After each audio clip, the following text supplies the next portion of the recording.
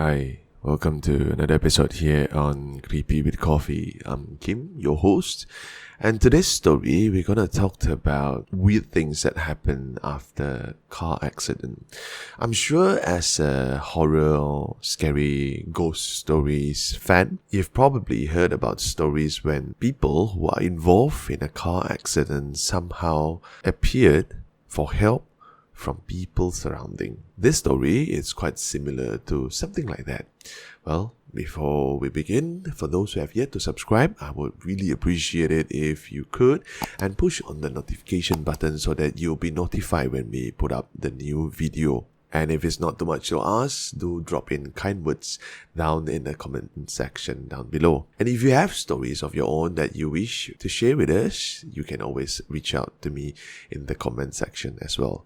Now, let's get on to the story. This is Creepy with Coffee.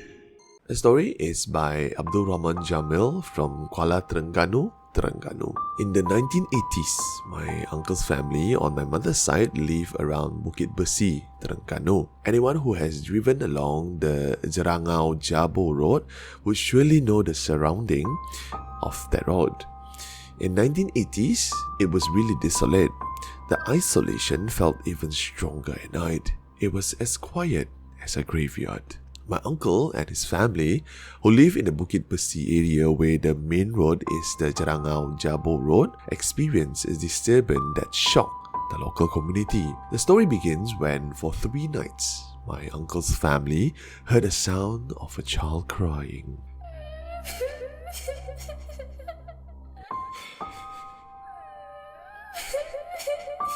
On the first night, they heard a child whining. What was strange was the distance between one houses to another was actually quite far. The nearest neighbor's house was about 400 meters away. So if you can imagine, 400 meters away is actually quite far. Even if there was a child crying, and even if the child was crying so loud, screaming on top of a lung, it is still impossible for the sound to reach my uncle's family. The incident of a whining child at night was not much heeded by my uncle's family. The next night, they heard the strange sound again. This time, it wasn't whining, but the sound of a child crying. The sound was very clear. Then it would gradually fade and disappear. Shortly after, the crying could be heard again. So my uncle and aunt went outside to investigate. Armed with just a flashlight, they searched for the house. Strangely, while they were searching, the sound was no longer audible. My uncle and aunt waited for a long time, hoping to hear the crying again, but it didn't come. Since there was no one crying outside, they returned to the house. But not long after, the sound of the child crying was heard again. This time, only my uncle went outside. The others waited inside. However, despite searching around the house thoroughly, my uncle found nothing. There was no one outside, and the sound disappeared just like that. Well, obviously, my uncle was puzzled. When we returned to the house, the sound was again heard. Annoyed with what was happening, my uncle decided to just ignore it. The sound continued for quite some time before finally disappearing altogether. Now, the next day, my uncle went to the neighbors' houses. He asked one by one if they have heard what his family had heard on the previous 2 nights. Strangely, none of the neighbors heard. The neighbors were also puzzled as how only my uncle's family had heard it. Well, it's not just my uncle, it's my whole uncle's family. The most logical explanation was that the direction of the whining and crying sounds was very near to my uncle's house, making it too far for the other neighbors to hear. On the 3rd night, my uncle's entire family stayed alert, listening carefully. They waited for the sound of the whining or crying child just like the past 2 nights. However, there was no sound that night. My uncle told his family that perhaps the sound wouldn't bother them anymore. Nevertheless, when everyone had gone to sleep except for my uncle's eldest son, who is also my cousin, he heard a voice, this time calling for help. Help! Help! Help!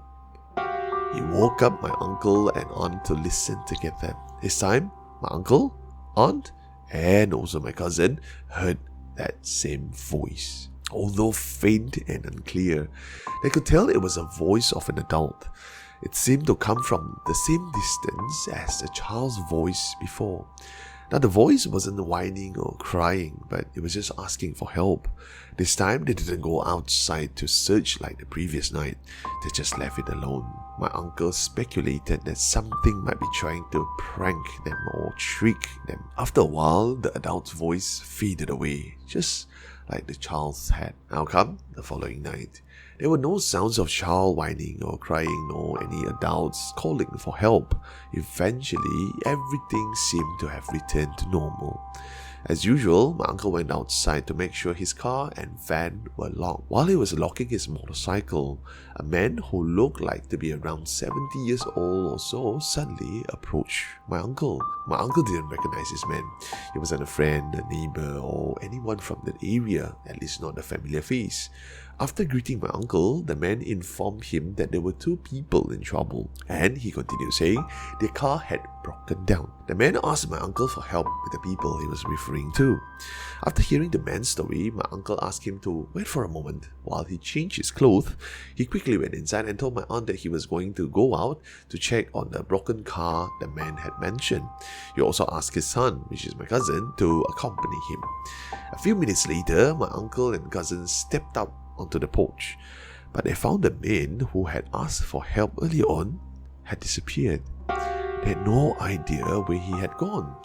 My uncle assumed that the man had already headed towards the location of the broken down car. However, the man hadn't told my uncle what kind of problem the car was having. My uncle, who knew a thing or two about cars, told my cousin to gather 2 flashlights, one small, one large, a tire pump, a gallon of water, a gallon of petrol, and a toolbox for car repairs. Although the man who had asked for help had vanished, my uncle knew where the broken down car was supposed to be. Because the location of the car was a bit far from my uncle's house and it was dark, they headed there by van, just the two of them, my uncle and my cousin. However, when they reached the spot that the man had described, there was no broken down car. The man who had come to their house wasn't there either. They searched and searched for the car several times, but they found nothing. Had my uncle been tricked by the mysterious man? It is impossible. According to my uncle, the man had a calm and peaceful demeanor. There was no hint that he was a liar or a malicious person. After failing to find the broken down vehicle, my uncle and cousin decided to just head back home. However, just as the van had moved a few meters, my cousin suddenly noticed that the grass along the roadside appeared to be flattened, as if by car brakes. My uncle immediately stopped the van and jumped out. My cousin got out and followed the tracks left by the car tires on the grass on the roadside.